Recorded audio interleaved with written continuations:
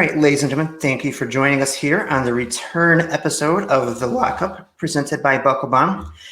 With me today, we have former NWA Underground Tag Team Champion.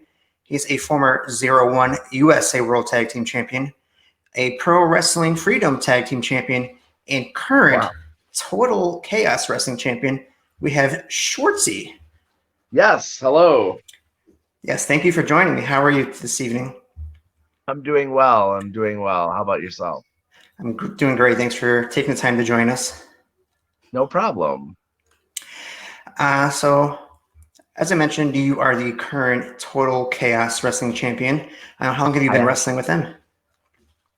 So they actually just started probably around like what we call it mid-pandemic, like last year, somewhere around August. So I don't know if they had a show before that, but that was either their first or second show, and I've been with them since. Wow, that's great. It's one of the founding members, pretty much. I got lucky too because it was a last minute thing, and the booker for that place, I've known him a while. He's always been pretty good to me, so they found a spot for me. It was nice. I enjoyed it. Yeah, I didn't really get into indie wrestling until probably right as the pandemic started. I'm like, oh, great time to get involved and just start, getting into it. And I can't go to any shows. That's it. Yeah, that's like life. That's so life. Yeah. Also, a great time to start a promotion, mid-pandemic. So yes, actually, like for a lot of people, no, but I started one, and maybe it's because I just didn't take it too seriously, and I was just having fun with it. Mm-hmm. But somehow we're thriving. I mean, there's certain promotions that have, found ways. Like I know the first time I saw you wrestle was it the goddamn Christmas special? Oh, okay. Yeah, that's first. Matthew. Yes, yep. So I saw that, and I'm like, oh, this is pretty cool. Like, the way everything was running, this actually kind of works out pretty good. Yeah. We ran closed sets. I made sure everybody was tested. Was very firm on that, and I had a certain time span I wanted that test. And I was lenient if you couldn't come because you had a scare or this. I didn't threaten anybody. I always made sure to actually ensure you that we'd figure it out when you came back. But yeah, I ran closed sets because I had a lot of people that helped me out. New Wave Pro, I don't know if they want me to say this, but I'm saying it because it was a beautiful gesture. They donated their building to us. Nice. They let us come in there, and they let a lot of people have jobs. So that's great. That was really cool. And then one of our wrestlers, one of our wrestlers gives us his location and his home, and we're just very fortunate to have the foundation that we have, and we've been able to build on it because everybody wants to have fun. It's definitely great to see the community in general come together to help each other out and keep some wrestlers with jobs who wanted to. Sure. It's not always been like that. It really hasn't. So it's pretty cool that we're treating everybody a little better. It's not great. Yeah. There's a lot of drama. I don't involve the fans in my drama, but I mean, just to say that I have it. With wrestling, I try to avoid it, but it exists. And from what I can see, following you on Facebook and Twitter, you definitely create such a positive experience for anybody with any kind of background. I appreciate that. I have to for me because I haven't always done that. So like that's something I've really worked on a lot the last like 2-3 years, and it's worked out for me. I have my moments. We all take a step back. Like taking a step back is forever a thing, no matter how far you walk. But it's what you do when you take that step back, how you approach, and absolutely, yeah, it's worked for me. I appreciate that. So can you tell me what maybe some of your first memories of wrestling were? What got you into wrestling? Who some of your early inspirations were? So like I've always kind of been into wrestling. Like it's just something that when it was on TV, it was awesome. So I loved it, and I tried to imitate it, and I tried to understand it. I tried to like as a kid, you try to like imitate it, and you try to get to know it, and you're like, what is this? And then as I grew older, I grew into the fandom of it, internet, message boards, stuff like that. And eventually, when I was in college, I was offered a chance to train. But like my earliest memories, I mean, there's a lot of Ric Flair. There's a lot of Ric Flair. I loved Ric Flair Hmm. so much. WCW Ric Flair was so dope. Um, Yes. Yeah. I mean I was one of those kids that grew up to see like, one of my childhood matches was like The Rock and Austin was I was Hmm. super in between like adolescence for that, and that was a big match watching Rock and Stone Cold throw down. Those were like my earliest memories. It's like a lot of Attitude Era and a little bit before it. I don't really I watched before it, but it didn't register as hard. Right. Like I know I've been watching since I was a little kid, probably 5 or 6, but I don't really have too many memories of it. But I remember watching, like Greg the Hammer Valentine, Red Rooster, and a bunch of those guys from the late Sure. '80s. But Yeah.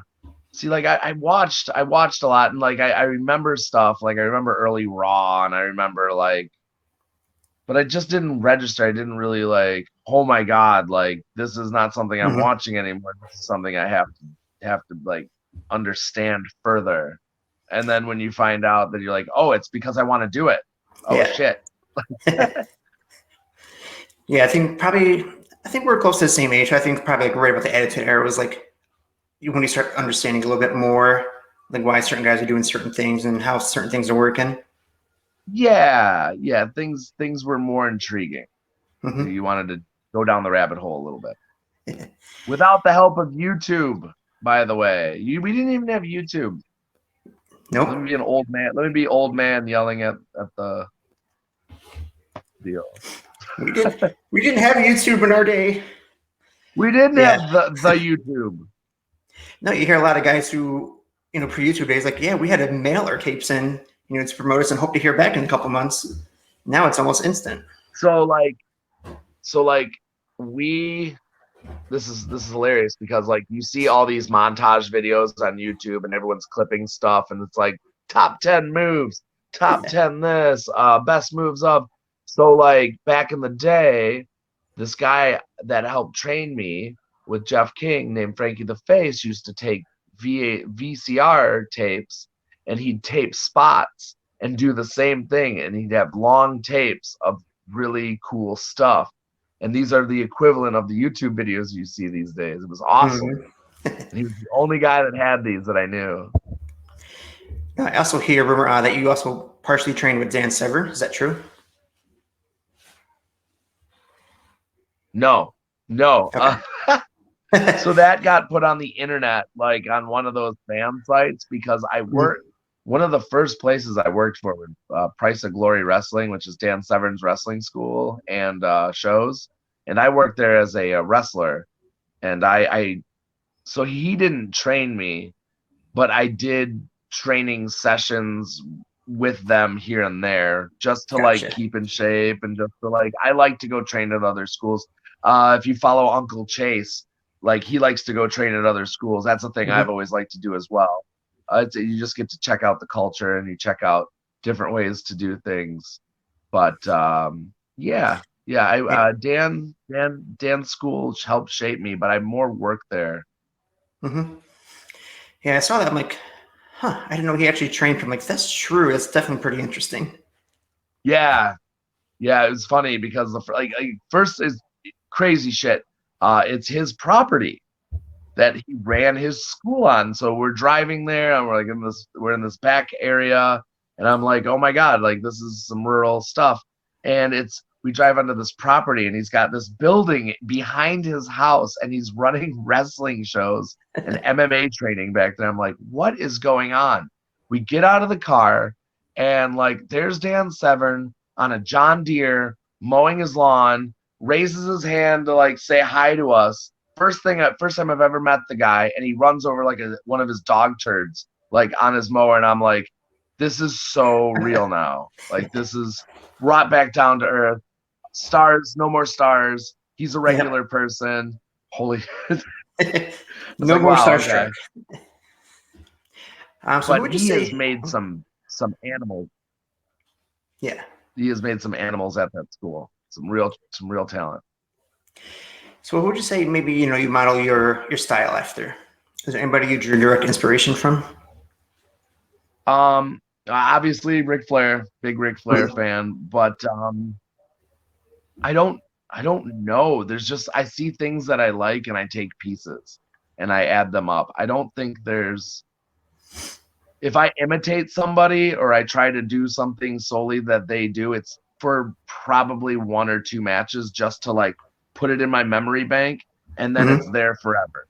It's one of those things. Like once I do it once, I I have it. Like it's like Mega Man. Once you beat the boss, you gain its power. Right. But I generally just try to find my own style. So originally I started just as like a comedy wrestler, and then I moved into a more brawling style, and then it was a thinking man's fighter style or whatever you want to call it. But ultimately I got really bored because I went into tag team wrestling. Multi-man wrestling was a lot of fun. I very much enjoyed that. But ultimately, right now, I got bored with everything, and I've been doing it for so many years. And I was like, this is wrestling. I know I can go out there and portray this over the top part of myself that exists as a character and show everybody what I can do. But like, I'd like to wrestle people. I'd like to be dangerous in the ring because ultimately what we do is we try to win a wrestling competition. We're trying to win a fight, like a bout.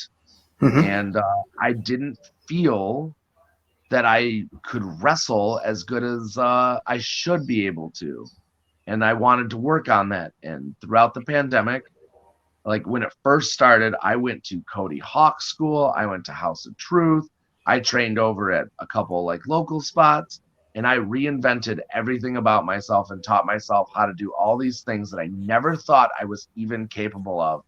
And that is so dangerous for the world because I just found out how just fell in love with myself in a way. Like I learned I could do some things that I didn't know I could do. And it's what we call leveling up.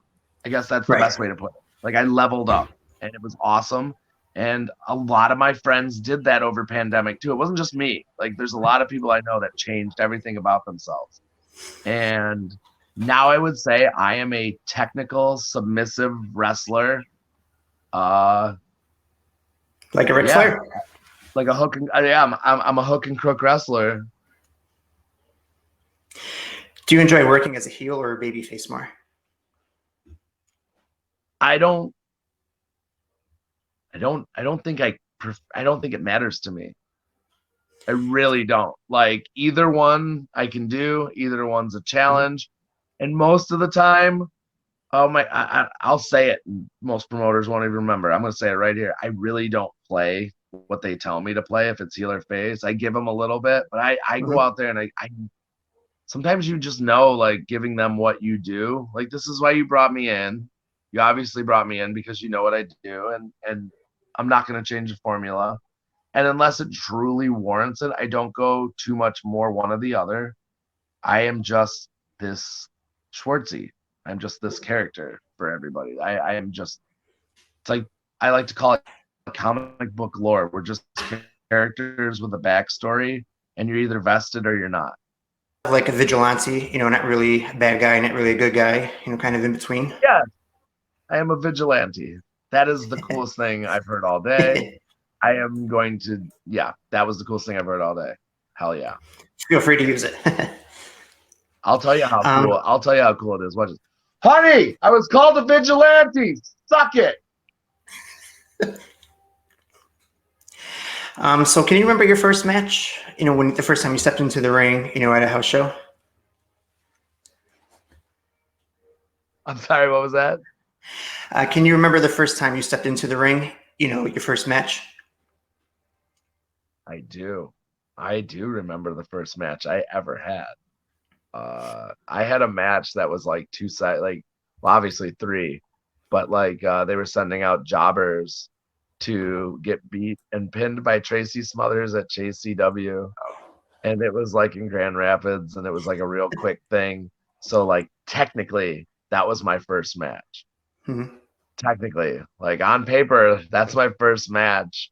Um, but realistically, athletically planned out match, my first match was with Frankie the Face at EWF for Jason Maples, who now runs Heroes and Legends.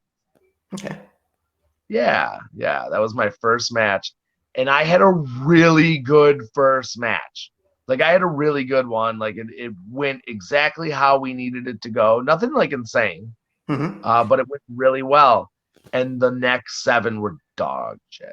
Like Yeah, live and it learn. was. I almost wish the first one was bad. Who's been your favorite person to wrestle? Who. So right now, my favorite person to wrestle is Nate Matthews. We've had a good. He's been one of my favorite people to wrestle lately. I've had a lot of great opponents that I've had one-offs with, but I've had like a couple, probably about 3 matches with Nate. It was the first one back, the first pandemic match we had, like which was I think it was May of last year. My first show like back with the new persona and everything with new. Mm-hmm. I had it with Nate. We were supposed to go 12 minutes, and 25 minutes later, like everybody's like on the edge of their seat of this thing we shouldn't have done, and we're having a great match. Uh, it was a really good match. I love it to this day, and the promoter loved it and everything.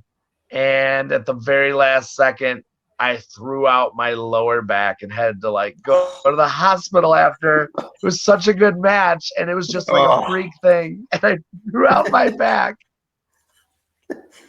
is that one on I'm in the IWTV? sharpshooter. Oh, it was terrible. But it was such a good match. Now, is that one on IWTV or fans can check out? No, it's not. Okay. But the one you can watch is probably the one you saw at no, I didn't have Nate Matthews at that one. You can check it out on Weekend at Schwartzy's Mm-hmm. on IWTV for Flophouse. I wrestled him again there. But no, that match is not anywhere streaming. Um, Shame on all promoters who don't find a streaming service. You're missing money. Make your Mm-hmm. money. Definitely. Get on Seriously. IWTV. It's such Do a it the great time. service. Yeah, if not, if you don't want IWTV because you don't, there's high spots and all that other stuff. There's stuff. It's out there. Mm-hmm. So, how did you meet your wife, Randy West, who, by the way, holds a win over the legendary Jazz? Also, how's it, kind of being married to another Yes, wrestler? yes. I like to tell people I'm a victim of the dentist system. She dentisted me. For those that are fans of Always Sunny, but realistically, I met her in wrestling. I met her in wrestling. We didn't really get along. We parted ways. We ran into each other years later, and we just hit it off. And we haven't left each other's side since. Like we just found each other again, and like we literally have just been by each other's side all the time. So, sometimes She that's the best way has to do it. become my best. Yeah, she's my best friend in the whole world. So it's just like when you meet your best friend, except I started a relationship with the person, and it just got better, and we kept making each other better, and we started together living in a hotel room or a motel room. We lived Hmm. in a motel room, and now we own a house in Indianapolis. Like we've really built a cool life together through wrestling and everything. And That's great to hear. I married her on the top of the Rocky Mountains in Denver, Nice. so or outside of Denver. But yeah, it was awesome. I mean, we've my best friend. I love her to death. That's great to hear. Your most recent, at least what I believe is your most recent event that's out there is Private Stash number 5. Is that correct? Possibly. I don't know anymore. I'm so just trying. Like I'm planning for a WrestleMania show that we're doing, which I'm sure we'll get into here soon. But like I'm just shows are going up, and everyone's like, "Hey man, saw the show," and I'm like, "Yeah, wasn't it Yeah, great? great. What did we put up?" And also, I'm surprised I always think we're getting canceled for the shit we put up because I swear we're putting up like foul, awful, edgy content that shouldn't be on anything. It shouldn't even be on like RedTube. But like somehow they're like, yeah, send us more. You got more footage? I'm like, this is how Howard Stern felt like when he was like, I'm getting canceled every week. Like, they Yep. want my ratings are up. Like, Oh, so well, that's yeah. that's how we're surviving. So yeah, We think yeah. we're Go ahead and getting talk about canceled for your doing something right. yeah. So go ahead and talk about your WrestleMania event that you got coming up. Yes. Oh boy, I can't believe we're going to WrestleMania. Like a couple years ago, a lot of us were not even considered. Nobody was talking about us. Nobody was hitting up our phones, our emails, our messages. They were bone dry. No room for us. And now we're one of the most demanded things like in indie wrestling. Like everyone wants to see a Flophouse show. And on top of it, we're running with Crab. And Crab's had like limited events, but the limited events they've had have been like amazing. And this company is about to do solidly cool things like coming up here soon. It's gonna be something to keep an eye on. So trust me when I say like, because I mean, obviously somehow I've been making the right moves for everyone listening. Like this is a move I'm making. I'm working with Crab Wrestling. We're gonna throw this dual show for one price and have all you can drink alcohol for $10 because I used to run it. So I used to run a nightclub, and the owner of Crab loves to party, professional partier, professional, and I'm a professional party thrower. So we're gonna try to throw. You hear about Janela's Spring Break, which is a great card, a great wrestling card. I guess it's RSP Spring Break. Like, Yeah. but Spring Break shows and shows like that, and like you hear all these party shows. No one's trying to get everyone kind of trashed, or at least like we're trying to get you turned on food. We're gonna have like a really good food thing going on there. We're putting the menu together in the next couple days because we got to make sure what's available down there. But we are gonna put something monstrous together. So we're gonna have booze. We're gonna have beer. We've got Lee Moriarty coming out, who's the IWTV champion. He's having a match with Apollo Star. That's going to be a banger. We've got Sugar Dunkerton, and he's going to Shug D now. He's going to have a match for the title with Hoodfoot. Nice. That's going to be wild. We could be leaving WrestleMania with Shug as our champion. And like I love Hoodfoot to death, but let me Mm-hmm. tell you right now, Shug as our champion would be insane. Yes, But he's let's got do a it, good guys. following. He's incredible. Mm-hmm. And then we've got like the world's biggest stupid scramble that we've put together, which we put together because we wanted to include as many people that we thought deserved a chance because we were the ones left out. And we also wanted to invite companies into the show that might not have a chance to be represented at WrestleMania weekend or that just do good business. We just wanted to give back to the community. Like it's not for vanity. We just want to be a functioning member of the professional wrestling community that contributes. And we're going to have this 20 odd persons elimination scramble with every company from Hood Slam to Flophouse to Zawa and so forth. RPW, I'm going to announce a couple people. I mean, we've got a lot of cool things going on. It's great And to then hear. on top of it, the Crab that we're partnering with, they've got people from MLW, AEW coming in, and they've got people from former WWE talent coming in, AAA talent coming in, Wow. Mexico.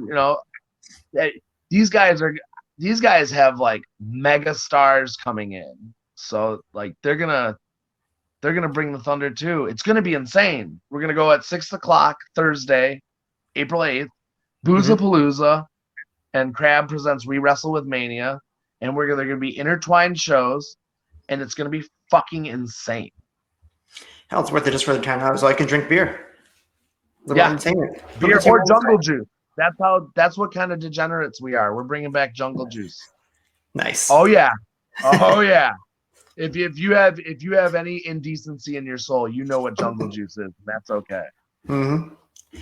We all have a little indecency. Now, is this the same event? I might have my dates mixed up. Is this the same event where it's TKW Championship versus TKW Career with Logan? No, that is another day. That is April 24th. And that'll be in Taylor, Michigan. And that is a very big match for me. That is probably one of the biggest matches I have coming up. It is huge. If I thought my tag title defense at Mania weekend in 85-degree weather was going to be bad, I've got a task ahead with Logan. Logan's good. He's so good. But that should be a good match. I gave him an ultimatum. He didn't have to accept it.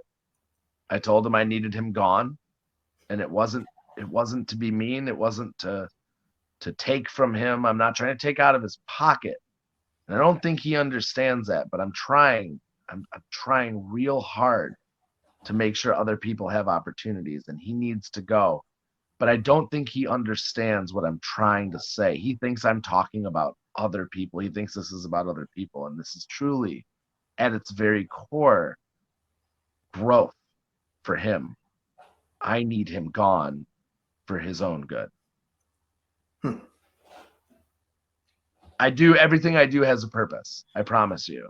I'm a very thought out person these days. So I have to beat him. It is imperative. Well, before we wrap things up, I've got a little game I like to play here, a little rapid fire game. We're naming it On the Ropes.